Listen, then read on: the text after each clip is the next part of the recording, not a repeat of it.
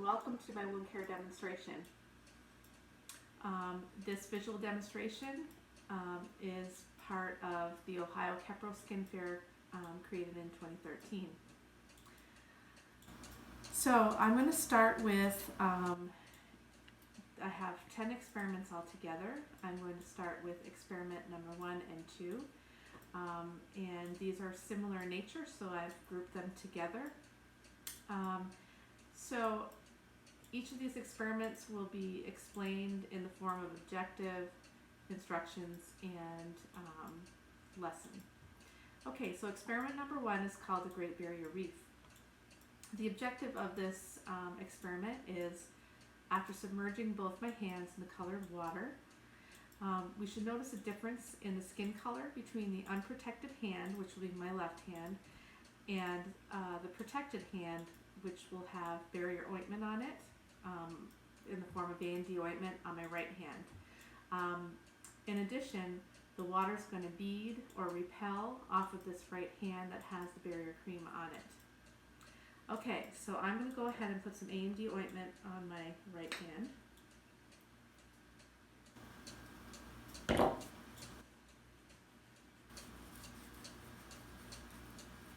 you can see how my hand is a little shiny. I'm going to submerge my hands in the water. Do this for just a minute and make sure that things kind of start to work here. Okay, so I just wanted you to take a look. My left hand, the water is just kind of staying on my hands. I do have a little bit of A&D ointment, unfortunately, on my left hand. But the right hand, you can really see that beading happening. And what's happening is the barrier cream is keeping the moisture on top of the barrier cream rather than on top of the skin. So there's a little bit of protection in between the barrier cream and the skin. Okay, so the lesson here is that the moisture barrier cream on the top of my hand is protecting my skin. If we were to compare when we put wax on an automobile, when we're cleaning our cars, when it rains, what happens is the rain repels off of the car due to the wax.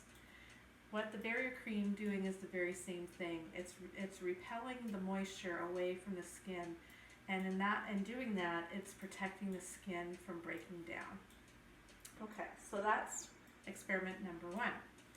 So experiment number 2 is called Gotta Go, Gotta Go, Gotta Go. And what I need to do with this experiment is I'm going to submerge my hands. Ideally, you would want to use warm water and submerge it for a good 15 to 20 minutes. What do you think is going to happen to the fingertips of my hands? Well, what happens is what you would typically expect if you were to take a bath, for instance. Your skin doesn't like to be wet for very long. What happens to your skin is you end up having what's called maceration, and that's how your fingers get all kind of pruny and white looking. That's the beginning of maceration.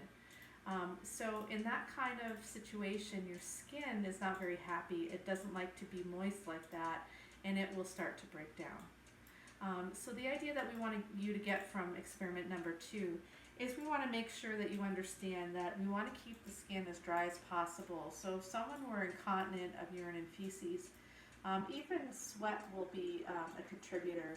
We want to make sure that we're keeping that skin nice and dry and clean every time that there's an incontinent episode.